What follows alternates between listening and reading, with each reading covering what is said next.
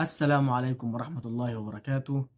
في ناس كتير بتتلخبط بين الهيومك والفولفيك وبين الأندول العادي والأندول اللي بيبقى عليه نفسلين. تعال هقولك الخلاصة في دقيقة واحدة إن شاء الله عشان الزرع بتاعك يفرق معاك.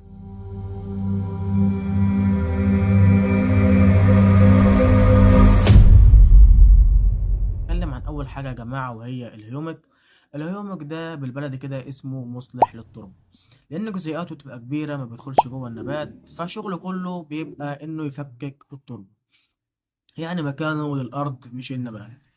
أما الفولفيك ده جزيئته بتبقى صغيرة جدا، بيدخل جوه النبات ويشيل معاه الغذاء أو الدواء يوصله لكل ورقة في النبات، يعني بينفع رش وينفع حب.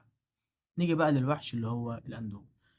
والأندول يا جماعة برضو نوعين اتنين، في الأندول اللي هو العادي أندول بيوتريكاسايد، وفي أندول بيوتريكاسايد بيبقى عليه نفسلين.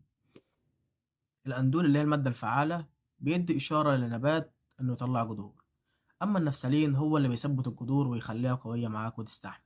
عشان كده الأندول اللي عليه نفسلين اللي هو بيتقال عليه الميكس بيبقى أقوى بكتير من الأندول السادة، لأنه بيشغل الجدر وبيثبته في نفس الوقت.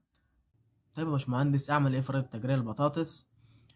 أفضل حاجة إنك تحط أندول مع فولفيك. طب ليه يا باشمهندس؟ لأن الفولفيك زي ما قلنا قبل كده التاكسي اللي هياخد الأندول ويدخله بسرعة الصاروخ جوه الجدر، فهناخد مجموع جدري قوي جدا في وقت قياسي. فأنا نصيحتي ليك إنك تخلطهم وتتوكل على الله وهتشوف الفرق بنفسك إن شاء الله. وبس كده، ده كل حاجة في فيديو النهاردة. يا رب الفيديو يكون عجبكم أو استفدتوا منه حتى لو بمعلومة بسيطة، ومع السلامة في فيديو قادم إن شاء الله.